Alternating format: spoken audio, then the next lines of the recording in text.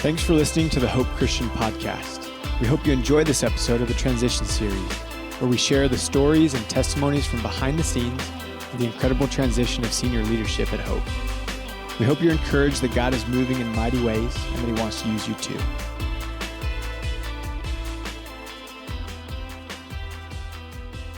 Hey everyone, thanks for joining us today. My name is Kayle. I'm the administrator at Hope Christian, and today joining me is Pastor Seth Thomas. Welcome, Pastor Seth. Hey, thank you so much for having me. Hey, so what we're doing is we're going through a new podcast series where we unpack the crazy transition that's been happening over the last year and a half. So to get us started, Pastor Seth, when did you know God was up to something in your life? I would say it really started in April of 2020. Now, I didn't get to Washington until New Year's Eve of 2021, going into 2022. So it was a long process. But in April of 2020, I was a couple years deep into an entrepreneurial venture that God had brought me to. I was managing a training facility in Phoenix. It was owned by a man who also owned the physical therapy department in that facility. And he was primarily a physical therapist. So he brought me in and contracted me to build out the gym side of the facility. And so we had been in business together for 2 years or so at that point. And he was not a believer. So there are naturally different ways of looking at every situation. So we had our fair share of butting heads. He saw things going one way. I approached him differently based on biblical standards that he didn't have. And so there's this growing tension. I knew that this wasn't the place that God was calling me long term, but I hadn't felt like God released me into anything else yet. So pandemic hits, and then all of a sudden there's lots of stress in a variety of different ways. And I got to the point where I was just tired of it. I was tired of butting heads. I wanted to be in business with someone that was like-minded. And so one night I went out and I was praying, and almost rhetorically, I just asked God, how long are you going to have me here? I've already been here longer than I thought I was supposed to be. What's going on? Like, when is this going to end? And it wasn't that the business wasn't successful, and there was a lot of potential with it, but my perspective was, okay, at some point, I want to decrease the amount that I'm engaged in this business on a day-to-day. I want to hire out people and then manage the business and then go start something new. And so I asked God this rhetorical question, and it was like right away, you just know that God goes, between Thanksgiving and Christmas, you'll be done. And I'm sitting there on the sidewalk, almost dumbfounded, because I wasn't expecting God to answer. I was just kind of venting. And he said, between Thanksgiving and Christmas, you'll be done. So I go back home, and it's not like I'm going to act on that tomorrow, because that's still 8 months away. But I mentioned it to my parents, and then I just kind of put it on the back burner. From that point, I didn't really think about it much until the fall. And around August, it kind of surfaced back in my spirit, and I remembered what God had said. And the ironic part was that things with this other business owner had gotten a lot better. So I was actually very much enjoying the place where things had turned out to be. And business was growing, my staff was, growing in different ways. And it was given a nice paycheck, and things were looking pretty good. Like I could, see myself sticking around a little longer than I thought. But still, I wasn't in a place to act on it. So September came, and it was like even heavier on my spirit. And then October came, and it was even heavier. You get to the end of October, and I remember having a conversation with one of my roommates, and I was like, I have no idea why, but I think God is changing something. And I told him about the word from April. And I told him that at this point, I didn't want to leave anymore. I didn't want to quit. But it was like the tables had turned. And so I asked for prayer. And I remember having a conversation with my dad about it and telling him there's no reason right now that I would quit. But Thanksgiving is here. And so the night before Thanksgiving, I sat outside And I just told God, I'll go wherever you call me. Just give me ears to hear and the courage to do it. But I'll do whatever you want. Then there was another significant moment somewhere in the midst of this. I forget if it was before or after this. It might have been slightly after this incident happened that I'm about to share. But I was sitting with my dad at lunch, and I said, with the way things are moving, if I got offered a position in ministry that I otherwise would have never considered, I would consider it. Just because things were so uniquely being put together. Now, I thought it would be okay if I'm transitioning out of this job at the training facility, I would go right into ministry and go from there. But what ended up happening is at this business, some things happened and there were some policy changes that were really strange. And I knew something was up. And so I scheduled a meeting with the owners of the facility, and I had some suspicions. And it turned out that there were some ethical lines that were not okay with me that had been crossed. And at that moment, that was maybe the week after Thanksgiving. So I start piecing together, okay, this is all happening. This is coming to the surface. God told me between Thanksgiving and Christmas. So all of a sudden I'm like, okay, this makes sense. It's my time to go. And so I resign. And my last day at the facility was December 31st. And the next week, we were going into a week-long prayer and fasting at my church, Two Rivers, at the time, just like Hope does. And that was it. It was like all of a sudden what I thought was going to be an ongoing passive income that I was going to manage and have a staff. God just asked me, hey, give it all up. Don't have anything to do with it anymore. I've used it for what I wanted to use it for. And I had the temptation of only partially giving it up, because there were ways that I could avoid the difference in opinion on some of the gray lines that were being crossed. There's a way that I could keep my business without entangling it with what else was going on. So I could kind of like live under the same roof without being involved. And I remember the day that I was going to turn in my letter of resignation, I was just nervous. You know, you've been building something and you've been putting all kinds of time and blood, sweat, and tears in it. And now you're just, in one letter, you're just going to give it up. And I have this second thought where I'm like, oh, this is a way that I could salvage some of it. So at least it's not all a waste. And I felt the Lord really specifically bring to mind the story of King Saul with the Amalekites. And God said to basically purify the land, to take nothing with him. Saul decides, oh, I'll take some of the livestock, I'll keep the king alive, and it was for the purpose, quote unquote, of making a sacrifice to the Lord. And then Samuel, the prophet at the time, comes to Saul and he's like, what are you doing? You didn't obey the Lord. And Saul responds, I think 2 different times. He goes, I did do what the Lord said. I just kept this stuff so I could offer it to him in a sacrifice. And Samuel's like, what are you doing? That's not what God asked for. And so I knew that if I tried to salvage some of the gains, per se, that I would be making the same mistake that Saul did. And the Lord had blessed this business. He had provided through this business. He had taught me all kinds of things. And now he was saying, all right, I want to use you for other things, and I want you to completely wash your hands of it. And so I turned in the letter of resignation, and that was it. That's wild. It was a crazy time. Yeah, to just go from so much being built to square one all of a sudden. So most people, I think, would struggle with the idea of just quitting their job. What gave you the courage or the confidence to do that? I think it was absolutely God's grace of speaking 8 months before. Because as I recollected on it as it was going on, I already knew something was up. I went into Thanksgiving knowing I got to be aware of what's going on, and I got to not gloss over anything. And I think back, if I hadn't had that word from the Lord 8 months prior, and then all of a sudden I showed up at work knowing that this is something significant enough that I'm going to do a cold cut and just completely walk away, I believe I still would have done it, but it would have been a major shock factor. Yeah, totally.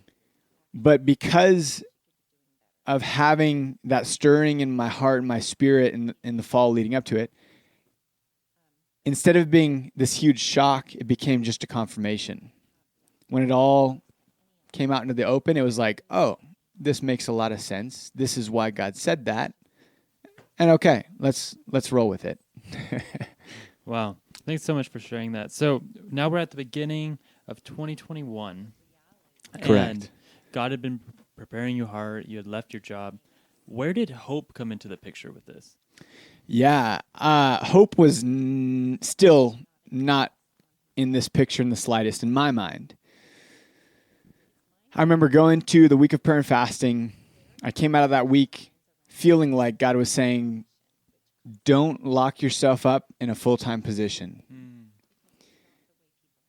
And I didn't know why, but it was very clear that it was for all of 2021. And that's a long time, especially for someone like me that loves to stay busy and loves to really dig into things.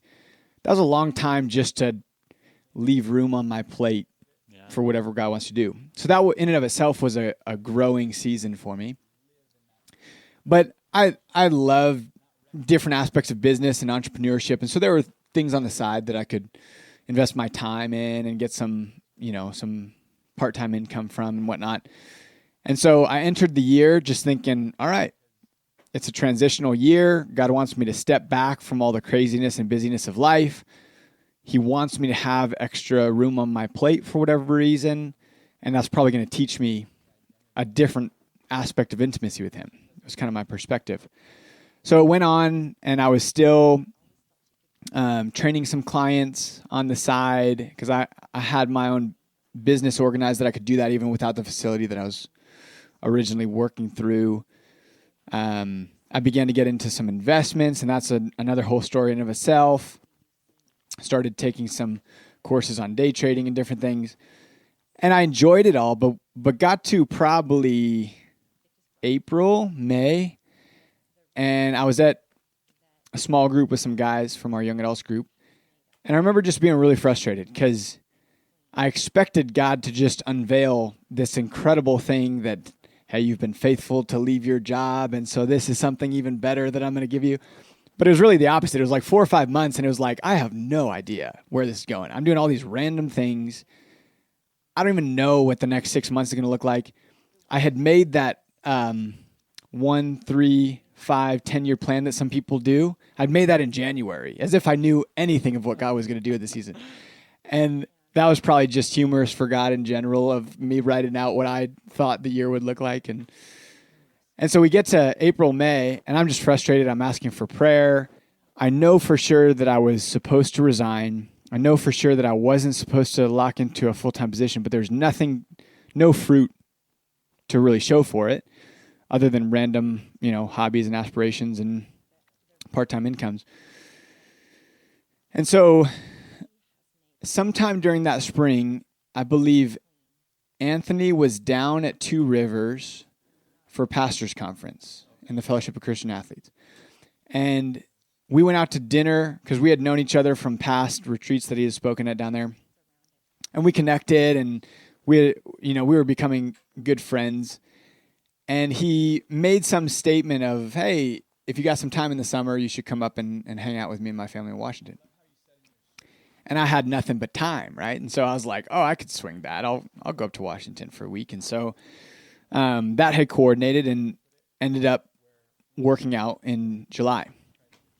So mind you, this is like 9 months after the conversation I had with my dad saying, hey, if a ministry opportunity opened up, I would seriously consider it just because of how uniquely God's moving. Now that thought had totally moved on. There's no more aspiration in ministry. By the time July came, I had started to sink my roots into day trading, knowing that I could build an income that would allow me to essentially go anywhere in the world and build an income that wasn't dependent on asking for PTO or going through the bureaucracy of a business. And so my desire, which I think in some ways it is a God-given desire, that my desire was to have an income with day trading, And then in the moment that something like the war in Ukraine breaks out or the collapse in Afghanistan, that I could be totally available with a team of other like-minded people to just up and leave and go right to the center of tragedy and darkness and just bring the Spirit of God into those places for 3 to 6 months. And then once there's longer-term missionaries that can go and respond to that need in the world, I could come back and keep day trading. So I had begun to shape this dream or this idea and pursue it through different courses that I was taking. So when I got up to Washington, Anthony picks me up from the airport. Joy was there as well. It was the first time I ever met Joy. And we get back to his house, and we're going to go out for dinner that night. And I kid you not, it was not more than like an hour of being in Washington. I sit down with Anthony in his in his living room, and he just spills all the beans. And he goes, "Hey, just want you to know we've got a position with youth and young adults. It wasn't originally what I invited you out here for, but my wife was putting on my heart that I gotta ask him. I gotta propose it." And so he literally like offered me a job an hour into getting to Washington. And I was like, this is totally out of left field. And if I'm being totally honest, we're sitting on the couch and, you give the smile and the nod. But inside I was like, oh, there's no way on earth that I would ever move to Washington to become a youth and young adult pastor. Because my mind was just so in a different field. My mind was on a different track. But we just sat there and he unpacked it. Wow. That's awesome. I remember meeting with you while you were in town that time. I believe it was that time. And yeah, I think it was. Yeah, and I wasn't working at the church yet, but... I actually thought you were. Oh, no. That's really funny. I was just a regular volunteer. Wow. And someone had suggested it to me that if I get the chance, I should take you out to coffee. Oh, interesting. And I'm guessing Anthony was feeling something. I don't know what it was. But yeah, that was, I think, a month and a half before I was hired. I think it was Grand Central Bakery. I remember we just sat out and talked. And I remember you were sharing your heart for the mission field, your heart for creating that passive income so you could be flexible to go whenever. Yeah. And I was like, oh, this is my guy. And I felt a resonance in my spirit. I was like, maybe we'll go to the mission field together. Let's go. Let's build businesses and we'll meet on the mission field. Like, I'm all about that. And I was like, oh, maybe this is why we were supposed to connect. Like, we're going to go and deploy. We got to figure it out. Yeah. And I remember being so excited and thinking, oh, like this is a connection that I'm going to have for a while. And, maybe we'll go places together. But I had no idea that anything more than that was going on. Wow.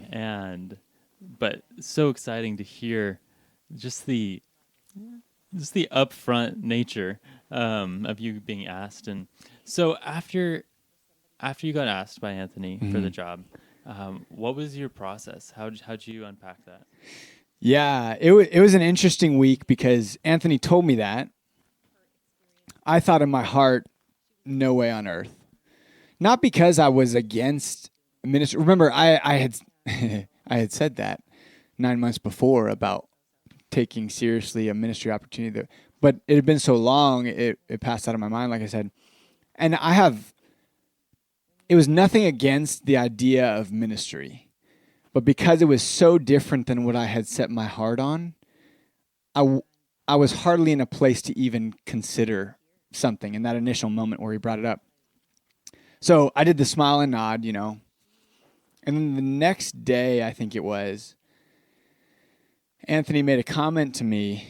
I think we were going out on an excursion or exploring the city or whatever. They were taking me around to the sites. And he made a comment to me that he's like, my wife's going to be trying to recruit you this week. And I remember thinking it was kind of funny. I was like, okay, like what? She's got nothing to recruit, There's nothing even there to recruit from. But, sure enough, Lori brought it up, and she's naturally just gifted in connecting with people and seeing people's giftings and strengths and plugging them in different ways. And so the week kind of went on, and I'm getting to spend time with the Simmons, and I'm getting to see kind of Anthony's everyday life.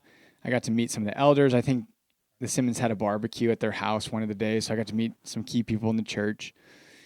I got to go to the church on Sunday and different things like that. And so it was, I think I might have even spoken at youth just to do so. I don't even know if, I don't think there was any stipulation with that, but it was just because I was there and I knew Anthony, and I had started preaching in youth and young adults at Two Rivers that I think he might have just given me a shot to preach. And so I got to see the culture of Hope, and I recognized really quickly that the core DNA of Hope was very much like Two Rivers, that they're basically sister churches. So it had nothing to do with the church, but then by the end of the week, I think maybe it settled a little bit, and I still didn't think it would happen, but I assume I probably remembered the statement I made to my dad, and so that, probably intrigued me. And I told Anthony, I was like, regardless, this is like July. I'm like, regardless, I don't feel like I've been given the green light to move out of the season that I'm in until the end of the year. Because God had said, 2021, I felt like there was a specific emphasis on that year. But I told him I'd pray about it. And he's like, great, just pray about it, and that's probably my first mistake. And so I got back from that trip. I flew out. I was driving home from the airport, and I still remember being at a crossroad. I was at a red light. I was turning left. And so I've got a red arrow. And I remember just kind of like stopping for a second. And all of a sudden, it was like God gave me this picture of this like beautiful, vast night sky, like galaxies and stars, perfectly bright stars, comets, all that. And it was just like this sense of like how vast God is, His majesty. And He specifically said, if you want to experience me without a ceiling, go to Seattle. Now, I wasn't praying. I hadn't started praying yet about what I told Anthony I'd pray about. Literally, I was just driving home, and unannounced, he decided to pop in to my thoughts. And he makes that statement. And right away, I buried that deep and did not want to unpack it. I was not ready. I did not need that on my mind at the moment.